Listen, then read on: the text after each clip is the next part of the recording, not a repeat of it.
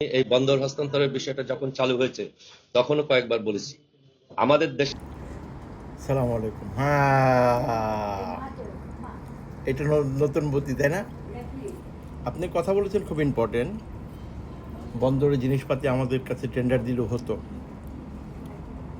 আমার কাছে যদি টেন্ডারটা পেতাম, আমি এই একটা চামচের দাম হচ্ছে 10 টাকা, আমি এটা প্রাইস ধরতাম 1000 টাকা। আর আপনাকে হাতে যদি টেন্ডারটা পড়ে, এই চামচটার দাম হবে 10,000 টাকা। চোর ভাই, চোর। আপনিও মক্কা শরীফ থেকে হজ করে আসেন নাই, আর মক্কা শরীফের ইমাম সাহেব না। মক্কা শরীফের ইমাম সাহেবও যদি বাংলাদেশে আসে, সেও চোর হয়ে যাবে। বাংলাদেশে যারা মাইক নিয়ে মিডিয়াতে কথা বলে, 100 জনের মধ্যে 100 জন হচ্ছে চোর। নট 99%, 100% চোর।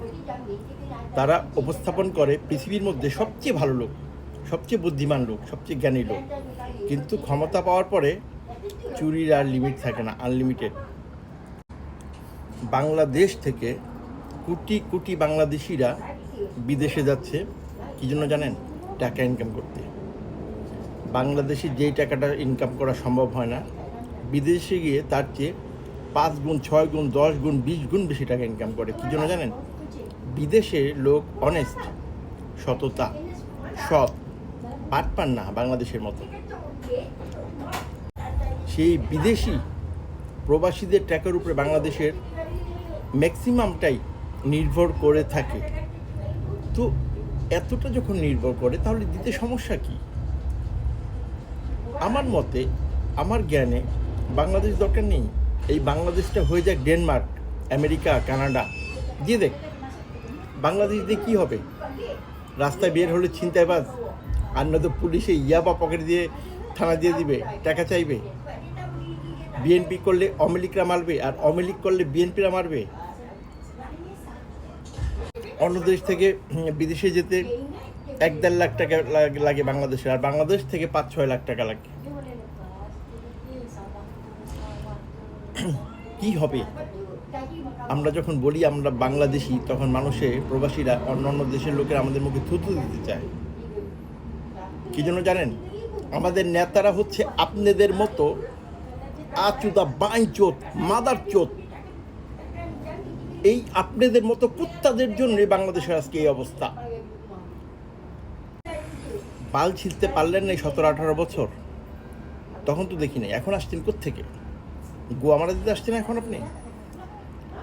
1971 সাল থেকে এই পর্যন্ত বন্দর হাতে রেখেছেন। এত বছর হাতে রাখার পরে কার বাল ফেলেছেন? You have to any explain? Loss. Bangladesh railway loss, Bangladesh airlines loss, বন্দর লস। বিনিয়োগটা হচ্ছে খুব ইম্পর্টেন্ট।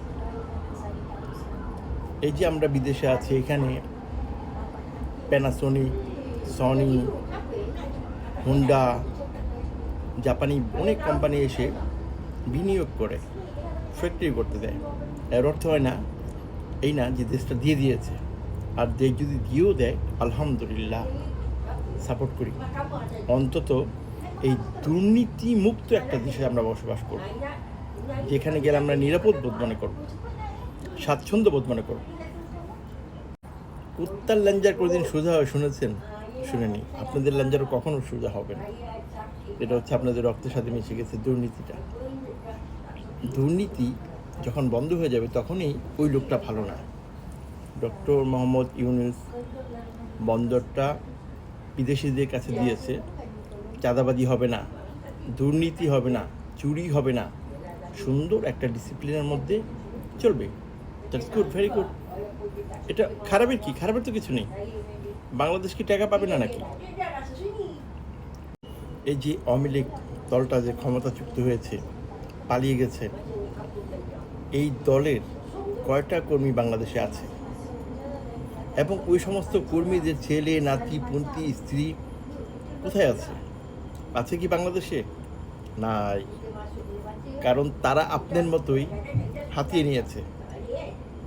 হ্যাঁ, এই যে হাতিয়ে নিতে যেতে না পারে, এটাই তার ব্যবস্থা। আপনাকে বোঝানোর ক্ষমতা আমার নেই।